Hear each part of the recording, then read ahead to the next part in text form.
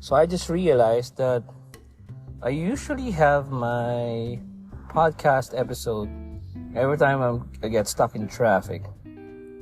But come to think of it, the past few days have been like, the mean plus standard deviation of all traffic encounters that I have. It just doesn't happen very much. So I would say that the reason for, and here I am still defending why I don't have a lot of episodes. The reason for, being stuck in traffic is like the reason why I do podcasts. But being stuck in too much traffic also prevents me from, ever concentrating on doing a podcast or something like that. Yeah, that's the reason why I have a lot of internal road rage. If you know what you get that a lot, like a road rage. But it's kind of internal. It's not being acted upon by you, so there's not really something happening in the road. But, you're experiencing it, I don't know, within you, man. Because you're just so angry. But sometimes it destroys maybe about 2 minutes of your lifetime. You know what I mean? So that's it. So maybe we have to find other ways of channeling that energy into, the negative energy into something positive by merely, documenting them, in a podcast. Documenting them so that people in the future learns from it. People learn from it, okay? Or generally avoid it because, hey, this is the podcast of that guy who ended up killing that motorcycle freak. Just kidding. I'm just kidding, okay? Maybe somebody in the future will see this if it's happened. And then they will say, hey, he announced it in his podcast on Christmas Day. Jesus Christ, what a day to really announce doing, murderous activity like that. But of course, generally, I'm kidding. I said generally, not specifically. I'm just kidding. Is there something different with saying generally or specifically in that instant? But anyway, okay. So this episode, this episode will be talking about some of the things that some of my friends are asking me about the general conditions of the country. And usually it's in economics because they know that I'm my niche. Shall I call it niche now? Well, maybe the thing that I am most bent on doing, as part of my professional activity in my life is in business, teaching business. Also, I was a dean for some time in the College of Business in the Maroon University in Laguna. Okay, you should not say anything, about your previous employment, because if you say so and you say something negative about your previous employment, then they will assume that they are talking about you. So that's why we don't talk about my former employment. But I was a dean of business in a Maroon school. Not the Maroon, 1900 school, okay? Not that, but the other Maroon school. Anyway, so, I have the fondest of memories and the fondest of friends. Some of them are still stuck. Some of them are still working in that university, which is really a good university. After all, So anyway, yeah, it's one of the top schools of the country. At least it's proven by their accreditations and also the ranking of schools. Yeah, I've been sending one of them. Uh, you know, seminars in the past, where you associate with scholars from all over the world. Anyway, yeah, my topic today is about economics, the general economics of the country. And I would like to talk about a certain comment that one of my friends, former classmate in high school, asked me about. He said that, hey, George, some people are saying, okay, we are, maybe he's in a heat of a debate or something, because, that's how polarized we are in the Philippines. So it's like saying, was there ever a time, even during the time of the former Marcos, okay, when we got bankrupt or something, like we don't have money anymore. So I think he was also referencing the former president, Erap Estrada, when he said something like, okay, there's no money anymore in our coffers, the coffers of the government.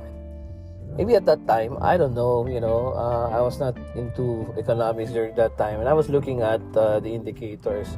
It doesn't seem to be that way, though, So I was, generally speaking, my comment to him was that, when you talk about the state of the economy of the country, yes, people would generally say bad things against you when you talk about GDP, and said, hey, you cannot eat GDP. Okay, so that's the total output of the economy. So why don't you, talk about something else? Because we don't really feel it, and that's necessarily messed up. And know that it's not just us talking about that, because when I've been teaching development economics in the past, I don't know, almost a year now, I guess, and that's always a topic. And if you ask the World Development Indicators of UN itself, well, they're saying that that's not a good indicator, and they're looking for other ways. Even GDP per capita is not a good indicator. GDP is like the domestic product of the country, right? It's like all the activities of the country emanating from your country as an output. And it's not a good measure of output, even for least developed countries. And if you make a comparison, for example, with the rich countries, the wealthiest of nations, of course, we are going to be screwed against them, because theirs is also messed up. The kind of measurement is messed up. It's not really comparable. Apples to I don't know, what should I call our output? Apples to calamansi, something like that. Okay, so it's like, for example, in countries like the US, laundry, okay, and pressing your suit, what do you call this? And several other, actually, smog eradication, is part of the GDP of the nation, it's part of the output of the economy. But you can't talk about that in the same language as, like a least developed country. And so, we may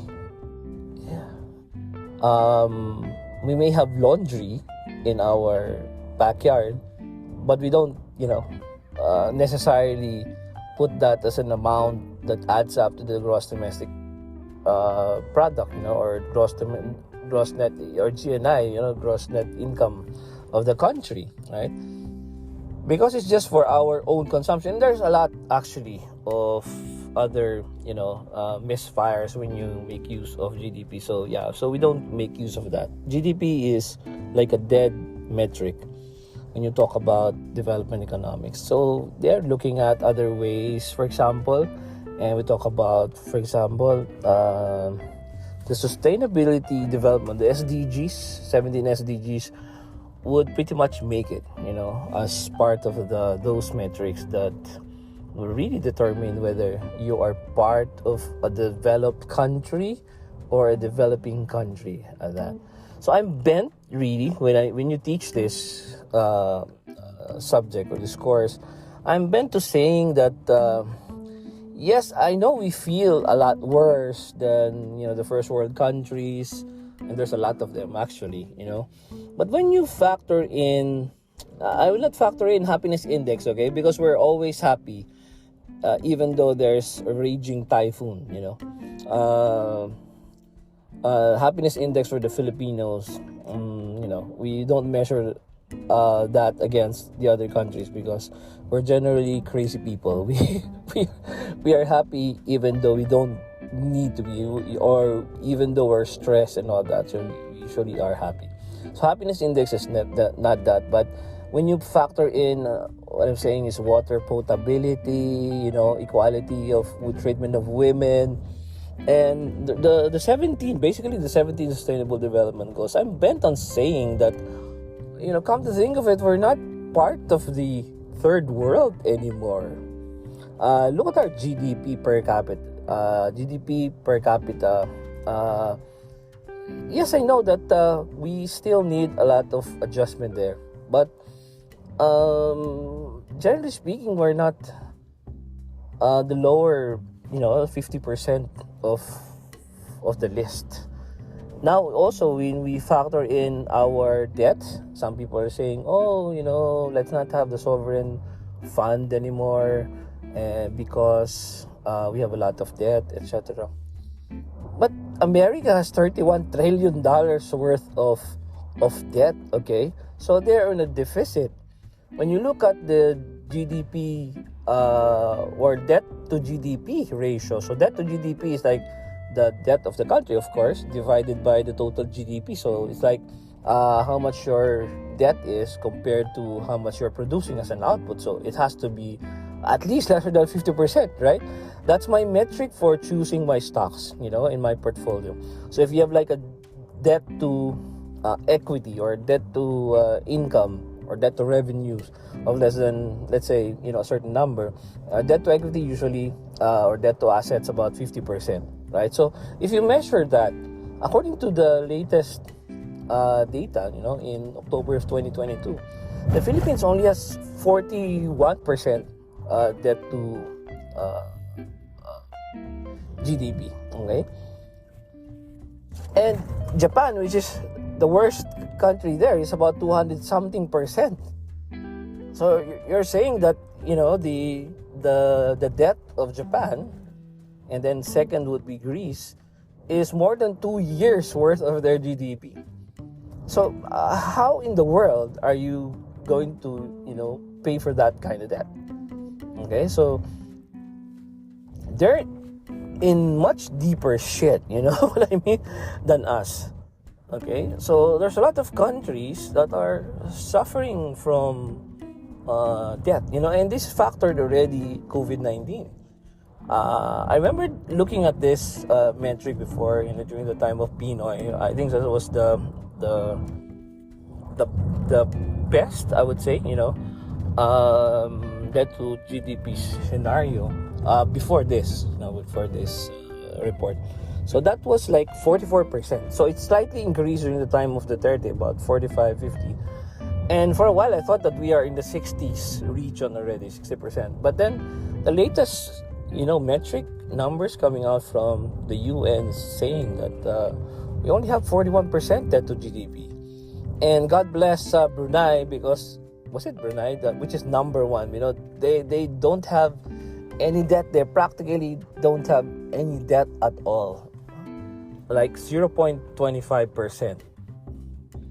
So yeah, so those countries is not going to have any problems at all. But that's just one part of the problem. Of course, one part of the equation. There's still other things that you have to consider. As I said, Another thing is, like access to clean drinking water, potability of water. Imagine that. Other nations would rather send spaceships to Mars. Okay? Uh, would rather send and repair landing, rovers on the moon, which cost, I don't know, billions of dollars, right? Releasing rockets, destructive rockets towards another country with many, human beings there, producing weapons of mass destructions in the billions of dollars every year, while the remaining, while 2 billion people, actually 2 billion other people, human beings, inhabitants of this planet, they have no access to clean drinking water. So what kind of craziness is that? So I'm kind of thinking that compared to the old Rome, the Empire of Rome during those times, we're like that kind of we're in that kind of a scenario. We had our field day, okay, but we're at the brink of destruction, and we are already we're almost we're almost getting overrun by the internal problems that we have. Okay, so if you compare, if you love your history, if you compare the scenario, the situation in Rome during the time wherein they simply disintegrated from within.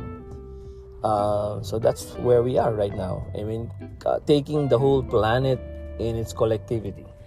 Okay, so in the Philippines, I mean, comparing now between countries, because that's the main point of this, I'm thinking that we have to really look at our economics in the correct way.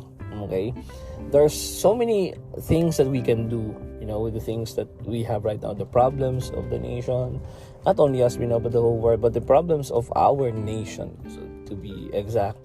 There's a lot of freedom going on in our country. I said that with all due respect to, of course, democracy, because of course democracy is still the way to go. But because of democracy, economics will not tell you, will not tell you which program to enroll to in college.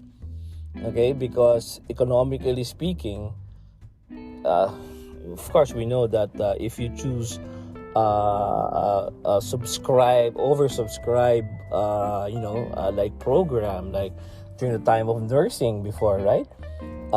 If you have that, if you are bent on doing that, then of course what happens is of course you will end up without a job, right? So because of too much freedom, too much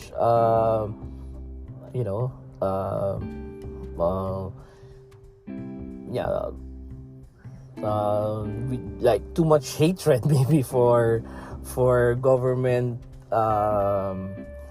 dictation, or I would say government policies and government insinuation of these are the things that we need to do. And I don't want to say control, I'm trying to avoid that term, because frankly speaking, there are other countries in the world that have too much control, and they don't call that dictatorship. So I'm like saying, just like when I attended this forum or seminar, online webinar with all the education people there. There's TESDA, there's CHED, there's EPED, and there's NEDA, of course. I always have my thing against these people, because I was telling them, you're supposed to be the one to tell us which program should come out of our schools. Okay, so if you're telling us, there's oversubscription, isn't it that you are the ones who should have told these education institutions, why are you producing this? If you let them open a program, okay, and then let them, take in enrollees and all that, knowing fully well that we will not have anything for those people, okay, and yeah, I know we have to give them freedom. It's like saying, okay, you can play with knives. I know that you probably end up killing yourself, but yeah, I would like to be democratic with you, and just play with the knives, you little boy. So isn't it like that? So I mean, we're government, and that's why the government needs to govern and control. And there are things that we can control, and I think that that's the way that we should be doing, our governance. And one thing is really in terms of education, is telling people these are the oversubscribed programs, because the schools will always enroll these kids, no matter how oversubscribed their programs are, even though they don't have the resources, because they already put up, equipment there.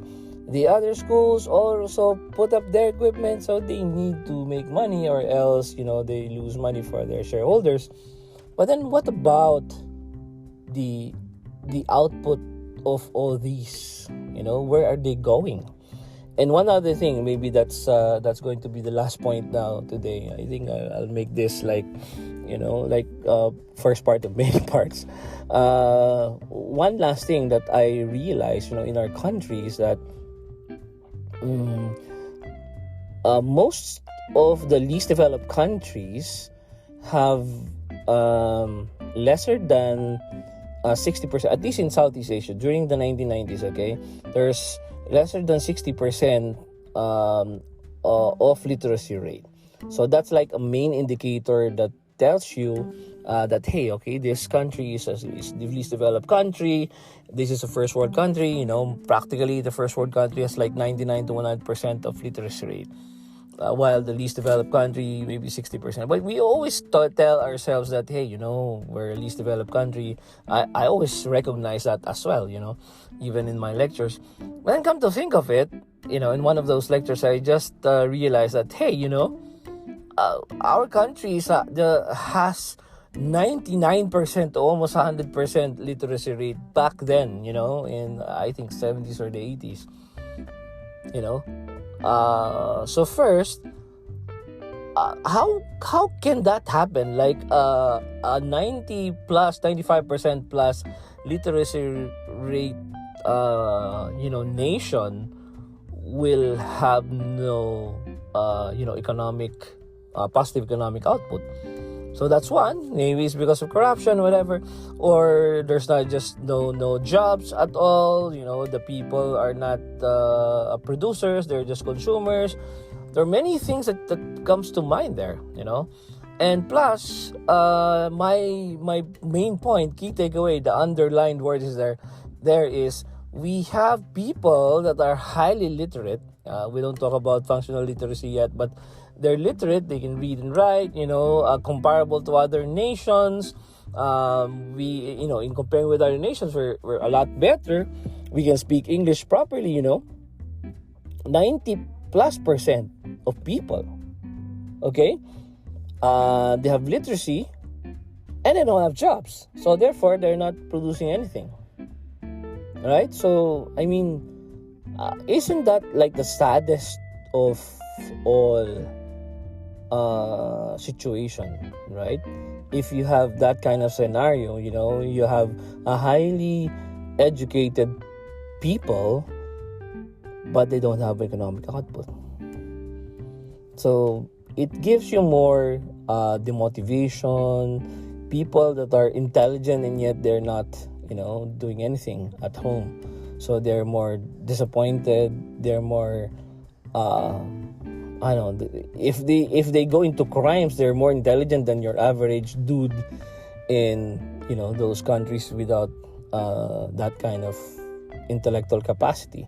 So what do we have here? More intelligent criminals, I would say. So that tells us something about the kind of economics that we have. So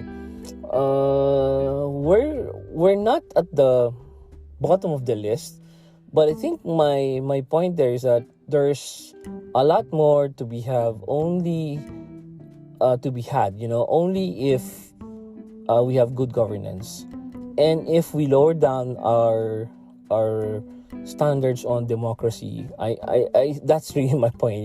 There are still some other things that we need to control. The government needs to control. I'm sure a lot of people will go against that because hey, there's another person who's ushering dictatorship, etc. So that's a problem because Lee Kuan Yew is the main proponent of why Singapore is number one, in a lot of lists in the world. China became China. Russia became Russia, number 11 economy in the world. China number 2 or number 3. Without that kind of government control, then they won't be number 1. US even, you call the US democratic, but you look at the kind of control that they have in airports, the way their FBI people, the way the FBI people are controlling people, they're tapping phones. Come on, get real, is that we're more democratic than the US, I tell you, and so I think, I think that loosening up a bit, on all those, holier than thou, more democratic than thou, kind of attitude, I think we should loosen that up a bit. Finally, let me just tell you that Ninoy Aquino was one of my favorite characters. I mean, people, like ever. I used to listen to his speeches, like all day long,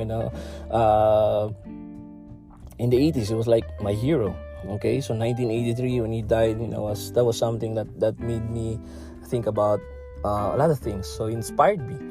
But do you know that Ninoy Aquino himself is a proponent of Christian socialism? So I'll end up with that. But democracy, too much democracy, is not good, especially for a nation. So there has to be a control, but the government controlling the people should be trustworthy. But how do we get there, right? So that's a problem. Maybe we'll try to talk about that in the next episode. Jesus Christ, I'm sorry. This is a bit messed up, right? Let's not post it in December 25. Maybe post it before January 1. Bye, folks.